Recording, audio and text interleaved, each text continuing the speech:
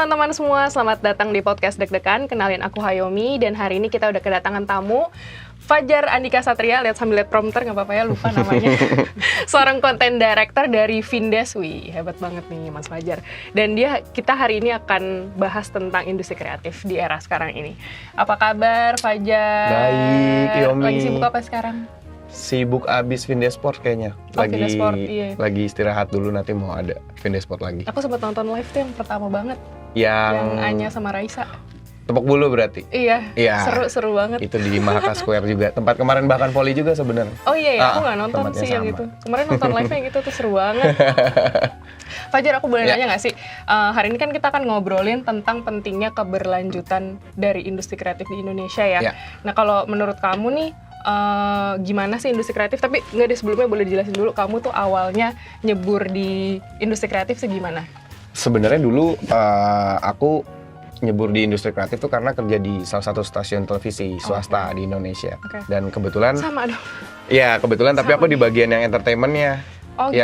Yang ada show, program dan lain-lain.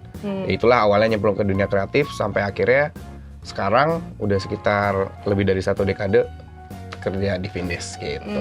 Jadi berkaryanya di Findes sekarang. Beda platform aja sih. Tadinya TV, sekarang ke digital. Oke.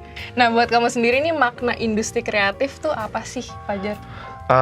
Menurut aku sih industri kreatif, apalagi di Indonesia ini tuh, ya karya yang diciptakan oleh sekelompok orang atau satu orang yang bisa memberikan impact yang positif buat yang nonton atau buat siapapun yang menikmati industri atau kreativitas tersebut.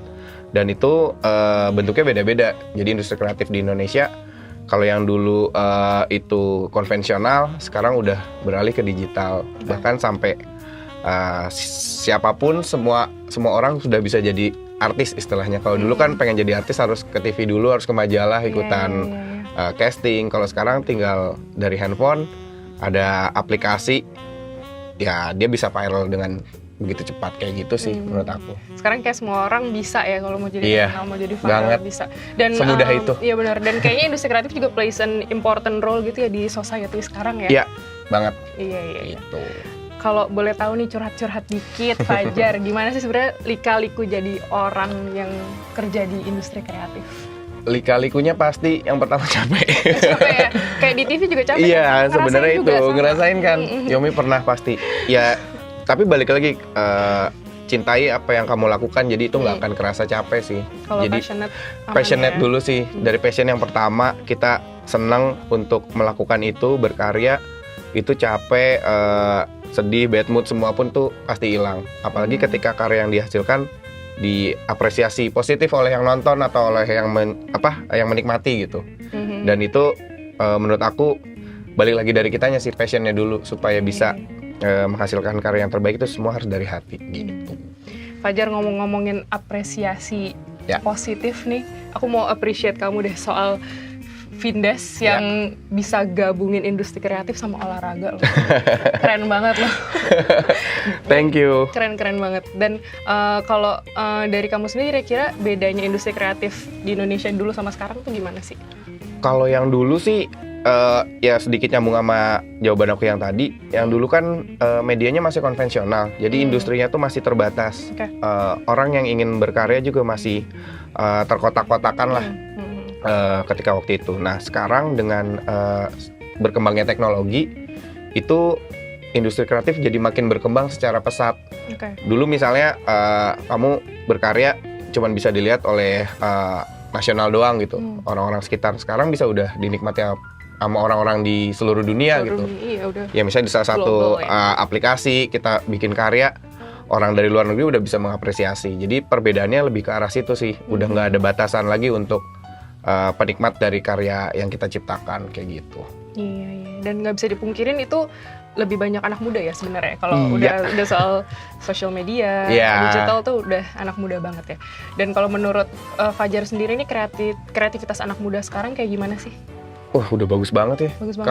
Kalau kreativitas anak zaman sekarang tuh, mereka bikin apapun dari hal yang paling basic, cuman ya vlog di rumah gitu, cuma sama keluarga atau sama orang tua, itu bisa jadi sesuatu yang viral dan menghasilkan juga buat dia kan gitu. Beberapa contohnya kayak gitu. Jadi anak muda zaman sekarang secara kreativitas itu sangat bagus gitu. Jadi baik yang masih kecil, anak-anak ataupun yang anak muda, itu mereka berkarya tuh gila, kreativitasnya keren banget sih. Karena nyari inspirasi juga mungkin lebih mudah ya Iya, sekarang lebih mudah.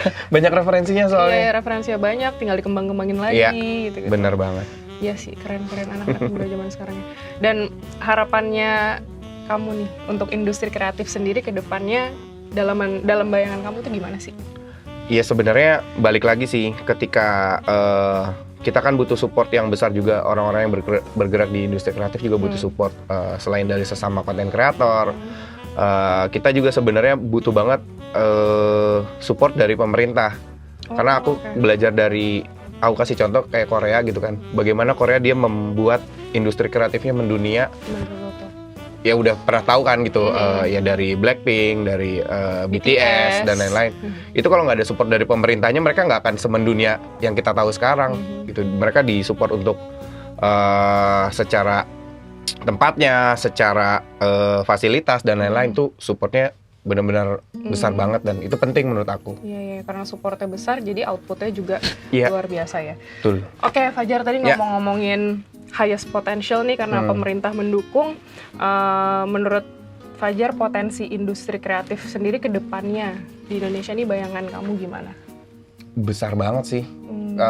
Karena secara domestik aja, kalau kita nge-compare ya secara segi penduduk kan Indonesia ya negara kelima atau keenam atau keempat yang terbesar di dunia gitu. Berarti market domestik itu sangat banyak. Ketika kita menghasilkan karya dari kreativitas itu, yang menikmati dari satu Indonesianya aja tuh udah bisa ngegabungin beberapa negara kan orangnya yang menikmatinya. Dan balik lagi itu yang harus kita support semua bareng-bareng, konten kreator, shareholder, stakeholdernya juga, ya termasuk pemerintah juga harus bisa ngedukung industri kreatif itu supaya menjadi lebih besar untuk bisa dikenal tidak secara domestik tapi internasional juga. Oke. Sekarang harapannya di kamu dari sebagai orang dari industri kreatif, harapan ke depannya buat industri kreatif ke depannya gimana? Kan aku tuh sempat dengar tadi ngomongin pemerintah ya, Pak Ganjar tuh sempat mau bikin kreatif hub katanya.